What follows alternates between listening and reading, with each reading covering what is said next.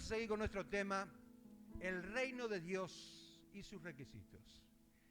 El domingo pasado estuvimos hablando sobre el reino de Dios y dimos una pequeña introducción. Creo que vamos a dar parte de esa introducción ahora. De hecho, que nos habla precisamente de algo muy importante. ¿Dónde está depositada nuestra fe? ¿En quién estamos confiando? ¿En qué reino estamos viviendo? De acuerdo a nuestros pensamientos, nosotros somos lo que somos. Y muchas veces no nos damos cuenta, pero estamos años luz de la presencia de Dios. Y solamente la misericordia de Dios nos tiene bien cerca. Porque si no fuera por la misericordia de Dios, ni siquiera nosotros podríamos estar preparados para el evento más grande de todos los tiempos, que es el arrebatamiento de la iglesia. Por eso Dios preparó por gracia. Por eso Dios nos ofrece la oportunidad todos los días. Por eso Dios nos aconseja y por eso Dios, ¿no es cierto?, nos capacita para que prediquemos la palabra de Dios. Muy bien, quiero comenzar con Mateo capítulo 4, versículo 17. Dice, desde entonces comenzó Jesús a predicar y a decir, arrepentíos porque el reino de los cielos se ha acercado. El reino de Dios es el mensaje principal de toda la Biblia. Escuche, el reino de Dios es el mensaje principal de toda la Biblia. Y ahí radican todos los mensajes. De ahí podemos hablar de la misericordia de Dios, de ahí podemos hablar del amor de Dios, de ahí podemos hablar de la gracia de Dios y de los requisitos del hombre. De lo que tiene que hacer para poder acercarse a ese reino, para poder estar en ese reino, arrepentirse, tener fe, ser humilde, ser sincero, ser honesto. Dicho que estos son todos requisitos que se necesitan. Claro que el primero de todo es tener a Cristo en su corazón. De hecho que ese es el primer paso de muchos pasos que tenés que dar. No nos podemos quedar, ¿no es cierto?, enfrente de la puerta angosta. Tenemos que entrar adentro, cambiar de ambiente y caminar por el camino angosto, por más incómodo que sea. De hecho que nos habla precisamente de actitudes, las cuales nosotros tenemos que desarrollar para poder entender que en el reino de Dios no entra cualquiera. Ay, ¿cómo puede ser que aquel hombre que murió a la derecha de Jesús en la cruz haya entrado en el reino de Dios? Muchos me podrán decir. Pero de hecho que él dio el primer paso nada más. Y le fue suficiente. Y tuvo un corazón arrepentido. Y no necesitó hacer los siguientes pasos. Yo puedo hacer lo mismo. No. Vos ahora tenés que desarrollar fe. Él no tuvo la oportunidad de desarrollar fe. Hay muchas cosas hay preguntas que nosotros nos queremos hacer cuando en realidad nosotros tenemos que empezar a examinarnos. ¿Qué es lo que quiere Dios de mí? Por eso es que yo quiero hablar hoy de los requisitos que se necesita para el reino de Dios. Muy bien. Y después, obviamente, vienen muchos otros. Buscar el reino de Dios. ¿Cuántas veces nosotros conocemos de memoria que tenemos que buscar el reino de Dios, que tenemos que buscar su justicia? Y parece figurita repetida porque realmente siempre nos mando eso. Pero ¿cuántas son las personas que realmente conocen el reino de Dios? ¿Cuántas son las personas que verdaderamente tienen un compromiso con el Señor de seguir ese reino y dejar que el Espíritu Santo gobierne su vida? En un gobierno teocrático, en un gobierno donde verdaderamente vos aceptás el gobierno del Señor.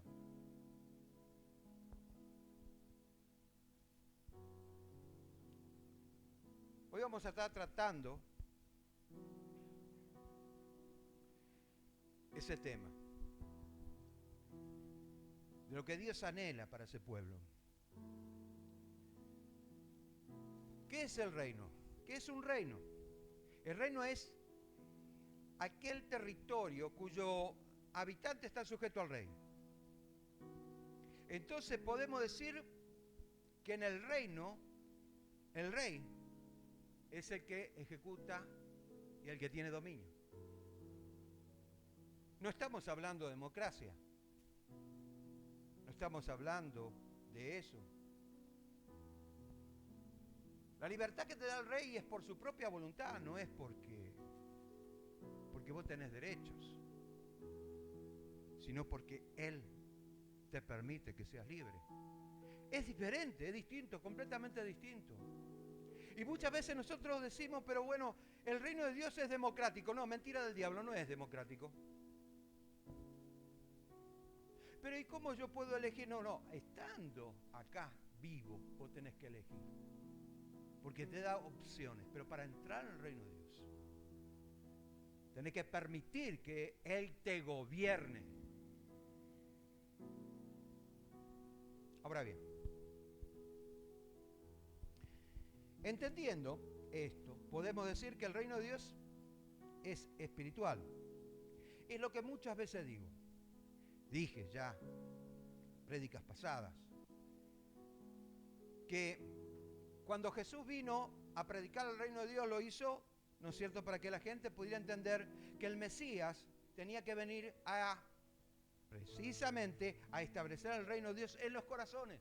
Tenía que ser algo espiritual. Aunque los judíos estaban esperando el reino de Dios en forma física, Él tenía que establecer primeramente en forma espiritual para que pudieran comprender el amor de Dios. Para que pudieran entender, ¿no es cierto?, de que Él quería gobernar primeramente sus vidas, para que después ellos puedan voluntariamente establecerse en el reino de Dios, pero en el reino de Dios físico.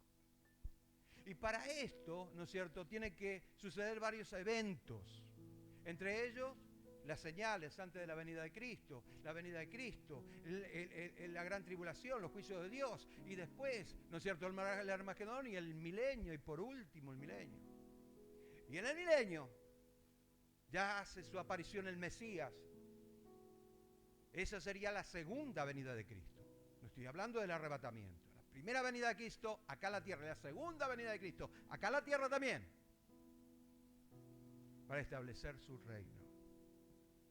A un grupo de personas que sí dijeron, bueno, ya estoy cansado de vivir así, estoy cansado, ¿no es cierto?, de vivir la vida que yo estoy viviendo ahora, de estar luchando y no pasa nada, porque parece como que estoy luchando de balde, pues entonces ahora decido que Él me gobierne.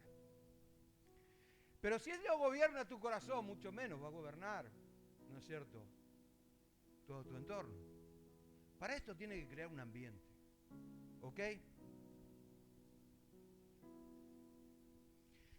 Entonces, el gobierno de Dios, ya dijimos, es espiritual y se tiene que establecer a través de la gracia. El gobierno de Dios, Él gobierna a Dios, ¿no es cierto?, y su rey es Jesucristo. La invitación del Señor Jesús, y acá viene el postre, la invitación del Señor Jesús es que busquemos el reino, primeramente el reino de Dios y su justicia. ¿Qué es lo primero que vino a hacer? ¿Qué es lo primero que vino a establecer? El reino de Dios. En el capítulo 4, ¿no es cierto?, vemos, ¿no?, que Él dice, arrepentidos porque el reino de Dios se ha acercado a vosotros. De hecho que nos habla de que Él te quería establecer el reino de Dios en los corazones. Ahora, ¿tendríamos que buscar el reino de Dios? ¿Pero por qué yo voy a buscar el reino de Dios? Si fuera físico, ya lo encontré. Pero tiene que ser espiritual, porque por eso tengo que buscarlo.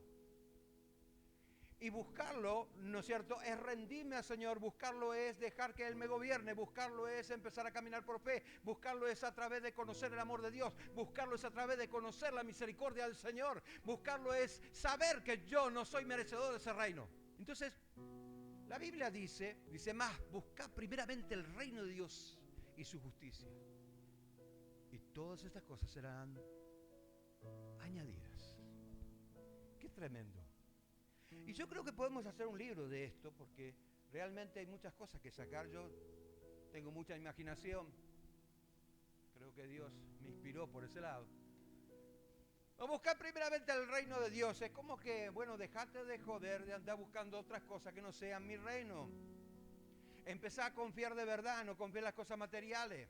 No confíes en el hombre, no confíes en la actitud, no confíes en la economía, no confíes en nada de eso. Lo único que te pido es que vos confíes en mí mismo. Entonces,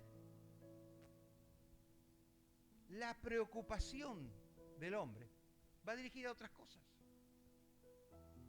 Es por eso que le llama la atención al pueblo de Israel en aquel entonces: busquen el reino de Dios.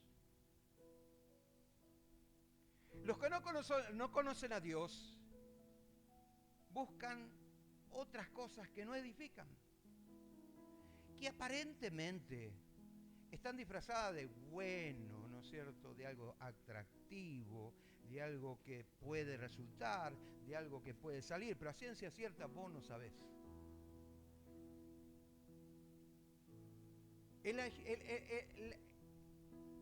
Lo más acertado que puede hacer el hombre es elegir la propuesta del Señor, porque Él sabe lo que vos querés. Pero ahí está, luchando con tu fe, luchando con tu incredulidad. ¿Qué hago? ¿Confío o no confío? Tengo enfermo a fulano, ¿confío o no confío? Me parece que voy a fracasar en este negocio, ¿confío o no confío? ¿Está dentro de la voluntad de Dios o no? Wow, hay tantas cosas que nos hace falta saber para poder entender lo que es el reino de Dios. Entonces, en el desarrollo, el Señor desea enseñarte, no como los cabezones que quieren saberla todas para impresionar a la gente, pero en realidad no están viviendo nada. Porque no te sirve de nada. Vas a estudiar un Dios que no conoces. Ay, voy a leer la Biblia, y voy a leer las traducciones, y voy a leer esto, y voy a hacer lo otro, y pum, pum, pum, ya está. ¿Y qué de qué te sirve si no conoces al Señor? ¿De qué te sirve si no estás en el reino de Dios? ¿Te sirve de algo el conocimiento? No te sirve de nada. Pero sí, puedes usarlo para entregarte al Señor. Ah, esta es la manera en la cual yo puedo orar. Ah, esto es como yo debo hacer. Es esencial conocer, porque eso nos motiva a querer cambiar, pero somos nosotros los que cambiamos.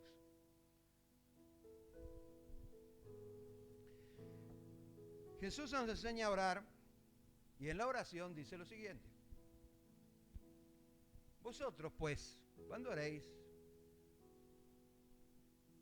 así, escuchen esta frase tremenda, porque ellos están acostumbrados a ver a los fariseos a orar en los muros, en el templo, alrededor del templo, levantar las manos y estar caminando y empezar a hablar. No te creas, hablan en lengua, nada más que la Biblia, ¿no es cierto?, en el Nuevo Testamento dice la palabra lenguas, pero en el Antiguo Testamento también es profetizar. Escuche, y ellos estaban acostumbrados a ver manifestaciones espirituales, pero sus vidas. Por eso es que el Señor, lo primero que le dijo fue: y ustedes recorren cielo y tierra para ser un prosélito, un discípulo, pero lo hacen más hijo de infierno que antes. Era duro el Señor. ¿Por qué será? Claro, estaban acostumbrados a ver este tipo de manifestaciones, pero Él le dice, les cambia un poquito los roles, le dice: no, para. De mí no van a ver esto. Vosotros, pues, oraréis así: Padre nuestro que estás en los cielos, santificado sea tu nombre, venga tu reino, hágase tu voluntad. Y parece ser como que el versículo 10 está de más, ¿no es cierto? Vamos a sacarlo. Y sin embargo, el versículo 10 es es la esencia misma de la oración. Venga tu reino, hágase tu voluntad, como en el cielo, así también en la tierra. Bueno, Jesús mismo nos muestra que debemos pedir que el reino de Dios se establezca. ¿Dónde? En nuestros corazones. Venga tu reino, hágase tu voluntad. Si no se establece el reino de Dios, no vamos a poder hacer su voluntad, porque el reino de Dios conlleva la voluntad de Dios. Y así como en el cielo tiene que ser en la tierra. Oh, que muchos piensan que en el reino de Dios va a ser igual a la tierra allá en el cielo. Pero no va a ser así. Porque tu sistema de vida allá en el cielo no sirve. Porque tu manera de pensar allá en el cielo no sirve. Entonces Dios te tiene que preparar acá en la tierra. Y para eso tiene que haber una conexión entre el cielo y la tierra, y este es Jesucristo. Y la iglesia está encargada de hacer esa conexión. De hacer transmitir lo que es el verdadero evangelio. Lo que simboliza. Lo que significa. Y cómo Él se quiere manifestar. Allí va.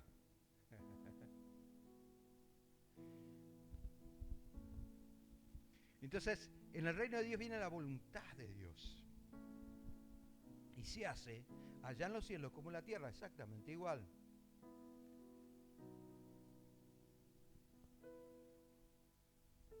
Requisitos para entrar en el reino.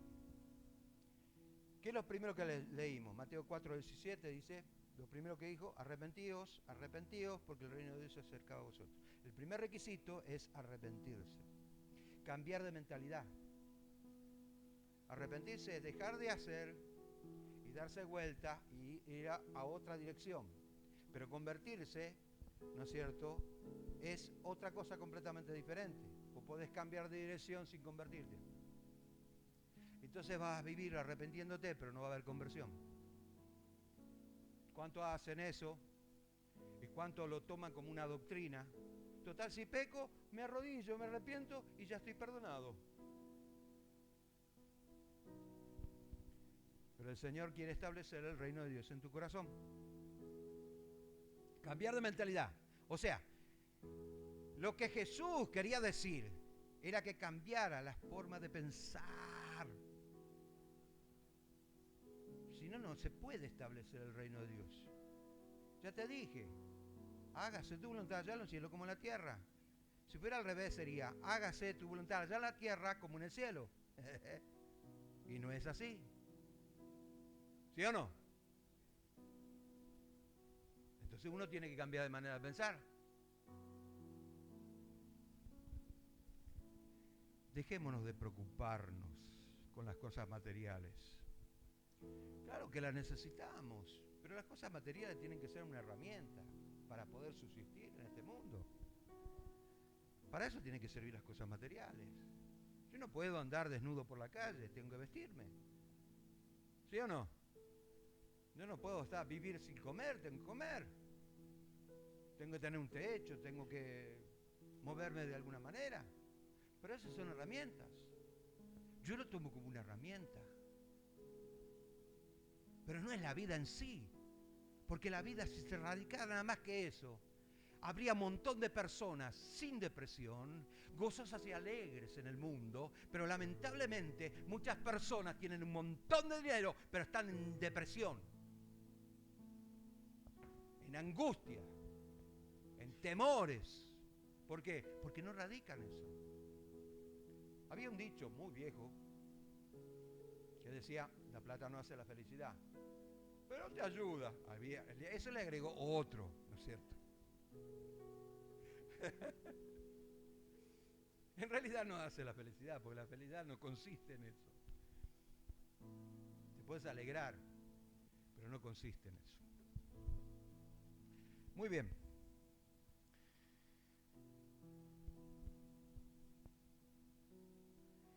Muy bien, entonces Dios lo que quiere es darte la forma para que vos puedas entender cómo ser parte del reino. Yo sé que sos parte del reino, pero te has quedado de repente en que me quedé como que en la puerta y no avanzo más. Yo acepté a Cristo, mi vida cambió, pero radicalmente no, en parte sí. Yo acepté a Cristo cuando era chiquito y mi papá y mamá me llevaron a la iglesia, pero es como que me quedé estancado. Y después el enemigo viene con depresión, viene con problemas, viene con angustia, viene con esto, viene con un montón de cosas, ¿no es cierto?, que se van añadiendo porque no entendieron en realidad el mensaje. No entraron en el reino de Dios. Y aunque entraran, siempre tenés la terrible facultad de poder elegir qué es lo que vas a hacer de tu vida. Si querés volver atrás, es problema tuyo. No es problema de Dios. Dios te va a advertir y te va a decir, no lo hagas. Pero como uno es cabezón, va y lo hace. Y después se arrepiente. El segundo es nacer de nuevo. Ay, pastor, pero eso ya lo conocemos. Vos sabés que yo predico de esto. A mí me importa un pepino. Yo te voy a decir lo que es el nuevo nacimiento. Respondiendo a Jesús dijo, de cierto os digo, el que no naciere de agua y del Espíritu no puede entrar en el reino de Dios. Lo que es nacido de la carne, carne es. Y lo que es nacido del Espíritu, Espíritu es.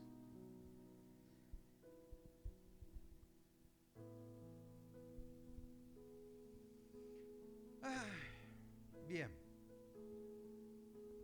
Del agua y del Espíritu. Es indispensable que nuestro espíritu se despierte y empiece a crecer, nacer de nuevo. No solo es aceptar una oración. Señor, yo te acepto como Rey y Salvador de mi vida. Gobierna. No es solamente eso. Nacer de nuevo es tener una convicción. Solamente la fe puede dar esa convicción. Por eso se le atribuye al Espíritu Santo.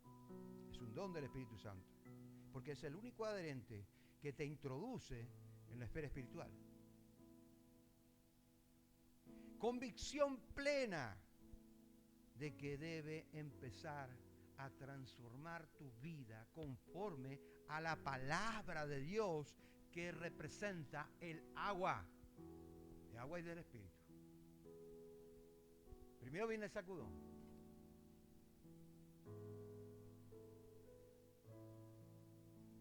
Si el Espíritu Santo no entra en tu espíritu, no va a poder tratar tu vida.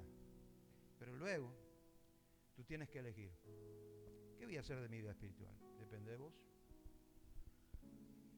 Así como usted necesita de papá y mamá, obviamente, que fueron los que te introdujeron acá en la tierra, ¿sí o no? ¿O vos viniste de la cigüeña? Hola. Hay algunos que dicen que nací detrás de un zapallo. Diga amén, que es gratis. No se cobra por el amén. Bueno.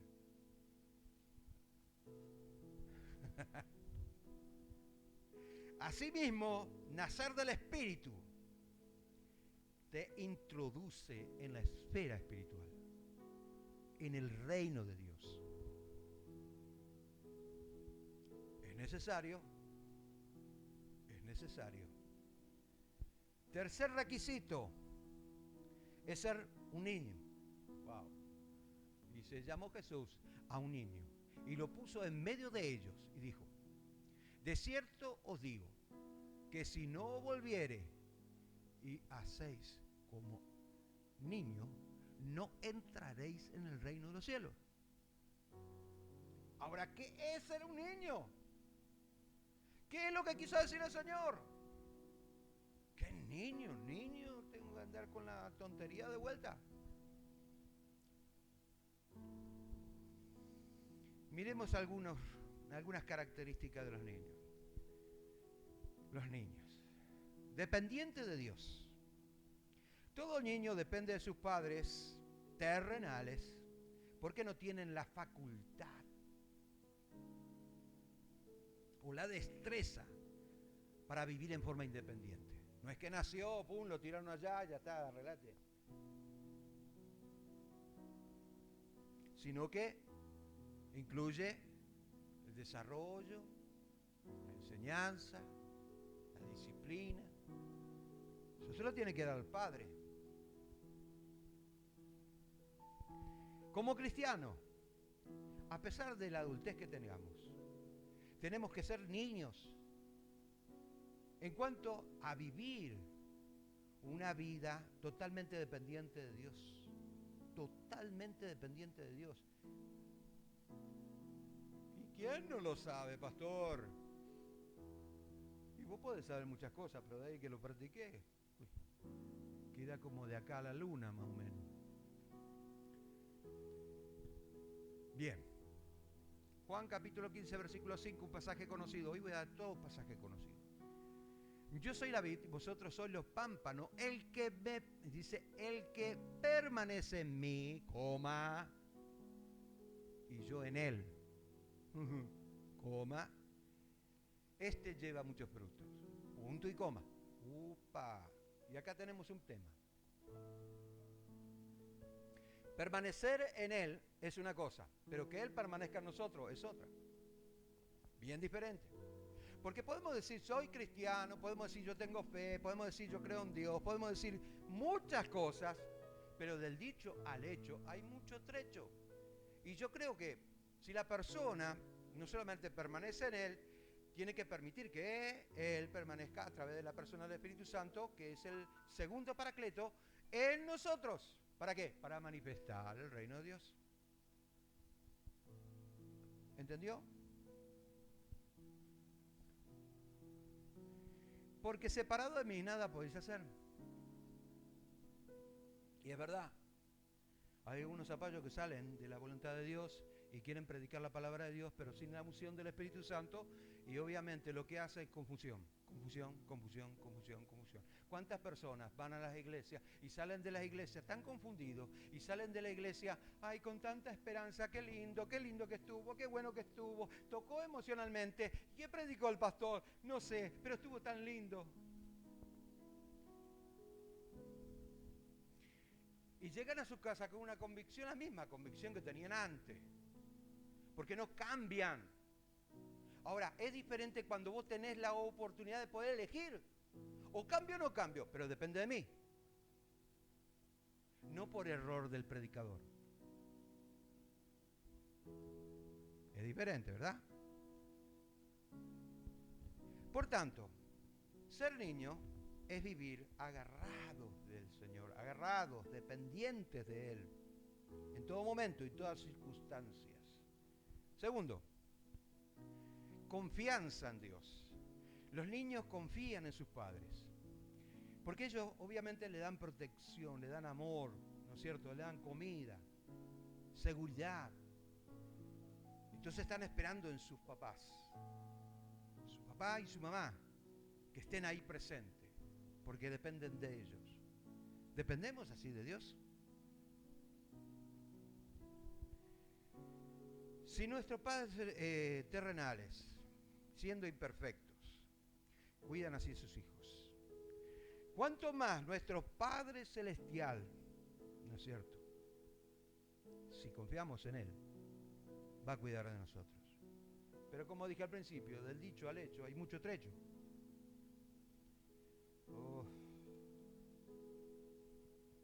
Veamos la realidad como es para que nosotros podamos elegir.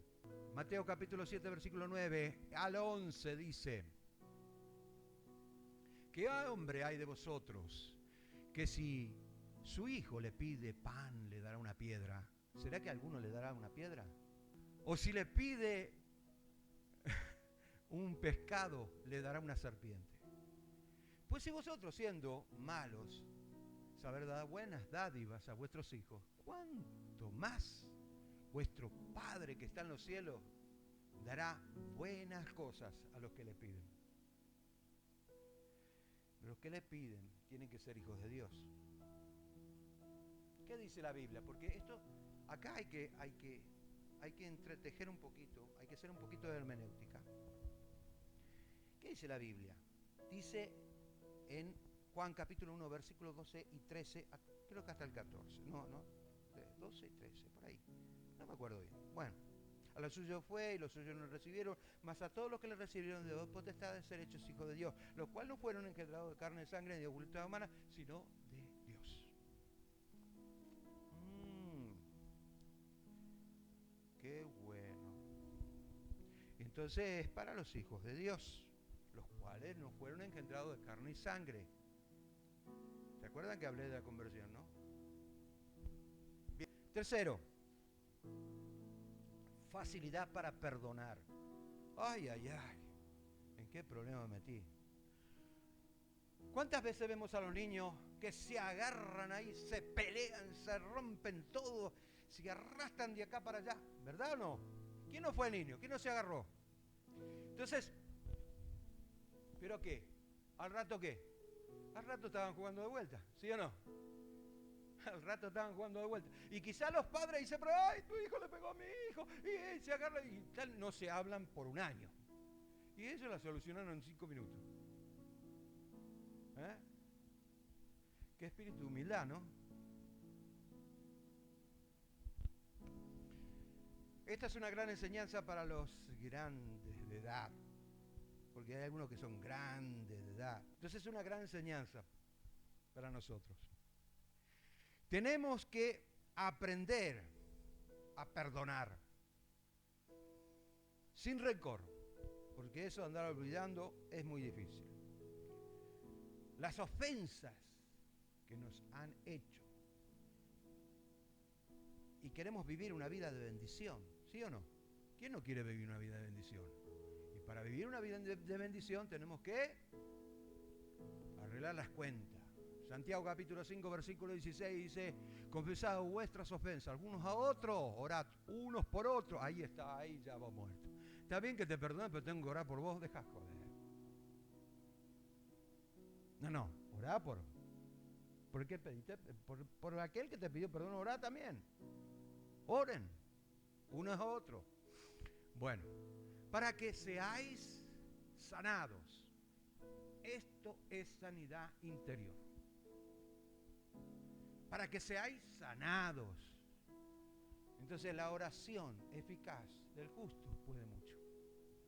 No solamente va a sanar y restaurar tu vida, sino también la de otros. La amargura, el odio, el rencor impiden el gozo, la vida plena de Dios y disfrutar la presencia en tu vida. Esto es bien clarito. También es un pasaje muy conocido. Porque si perdonamos a los hombres sus ofensas, os perdonará también a vosotros, vuestra Padre Celestial. Mas, si no perdonás a los hombres sus ofensas, tampoco vuestro Padre os perdonará vuestras ofensas. ¿Pero qué? ¿Cristo no murió por mí? ¿Y por qué no me va a perdonar? Hola. ¿Sabes por qué? Porque le estás dando derecho legal al enemigo. Si vos no perdonás, el enemigo, cuando ve una puerta abierta, entra y te va a robar la bendición y te va a robar la salvación también. Cuarto, sencillez de corazón. Los niños se contentan con cualquier juguete. Cualquier juguetito que vos le des. Le pusiste a una lata 4 rueditas y ya el tipo le puse un piolín y ya está jugando con el coche. ¿Sí o no? No necesita un auto lujoso ni nada por el estilo. No. Él, cualquier cosita que le dé ya se entretiene. Esto nos habla de un corazón sencillo. ¿Y qué dice la palabra de Dios? Dice lo siguiente, Hebreos capítulo 13, versículo 5, también un pasaje muy conocido. Sean vuestras costumbres. Bueno, para mí son todos pasajes conocidos, no sé si para vos, pero para mí sí. Sean vuestras costumbres sin avaricia, contestaos con lo que tenéis ahora, porque Él, acá está hablando de la persona del Espíritu Santo, está hablando que la persona del Espíritu Santo es la que lleva la promesa, está hablando de que la persona del Espíritu Santo es el que trae la bendición, Está hablando de que la persona del Espíritu Santo es el sacerdote, cumple la función de sacerdote, constructor de puentes, constructor de canales, ¿no es cierto? Y es el canal de bendición para nuestra vida. Dijo, voy a sacar una versión de la Biblia nueva. Dijo, no te desampararé ni te dejaré. Las ambiciones no llevan a ningún lado. Pero deja que Dios te prospere. Y vas a ver vos. Muy bien. Entonces, esto nos habla de la sencillez del corazón, de cómo tenemos que ser o desarrollar un corazón sencillo, contentándonos con lo que tenemos ahora, no con amargura. Uy, Dios, otra vez cocido con tortillita. ¿Sabes cuántas veces comí yo cocido con tortillita? A veces ni mandioca. Dice, bueno, voy a comer unas mandiocas fritas con un huevito ahí. ¿Sí o no? Pero no tenía aceite. Bueno, como una mandioca hervida con un huevo duro. Amén. Contentado con lo que tenés. Muy bien. Ok. Con sencillez. Cuidándonos de la vanidad, el orgullo, la impiedad, que no te lleva a nada. Te sacan las bendiciones de Dios. Porque no es la voluntad de Dios que vos estés pensando, maquinando. No, porque el cristiano tiene que ser rico, tiene que tener un 4x4, tiene que tener esto, tiene que tener lo otro. Y lo puede tener, claro que sí, pero siempre con la sencillez del corazón. Lo que tenés no es tuyo, es de Dios. Entonces, si nosotros pudiéramos pensar un poquito de que ni siquiera nuestra vida es nuestra. Muy bien. Entendiendo los requisitos de Dios, podemos comprender que Dios perdona los pecados a través de Cristo, pero que el nuevo nacimiento necesita formación. Si no, no podemos entrar en el reino de Dios. Bueno, ¿qué es? ¿Chicle o limonada? Pará, decidite. No. Son dos etapas. La salvación inicial y la salvación por la fe. La salvación inicial, que es a través de la gracia. Y la salvación por la fe, que es a través de la fe. ¿Entendió eso? Bueno. Pero ¿cómo puedo? El nuevo nacimiento tiene que tener un desarrollo. Y el desarrollo es a medida que nosotros le permitimos el gobierno de Cristo en nuestra vida. Él tiene que ser el rey. Te vuelvo a repetir, no es un gobierno democrático, no existe un gobierno democrático. Vos estás por pura misericordia de Dios, porque a Dios le place. No porque tenés derechos, vos no tenés ningún derecho. Vos sos culpable de pecado. Pero que a través de Cristo, ¿no es cierto?, recibimos vida eterna. Porque la palabra de Dios dice categóricamente, Romanos capítulo 6, versículo 23, porque la paga del pecado es la muerte, mas la dádiva de Dios es vida eterna en Cristo Jesús. Primera de Pedro capítulo 2, versículo 1 al 3 dice, desechando pues toda malicia, acá dice toda malicia, todo engaño, hipocresía, envidia, toda detracción. Desead como niños recién nacidos la leche espiritual no adulterada para que podáis crecer en salvación, para salvación, perdón. Si es que, y acá viene el postre, si es que habéis gustado, porque hay algunos que no les gusta, ¿viste? Es intolerante a la lactosa espiritual. ¿Sabes lo que cuando uno es intolerante a la lactosa lo que pasa? Muy bien. Si es que habéis gustado de la benignidad del Señor.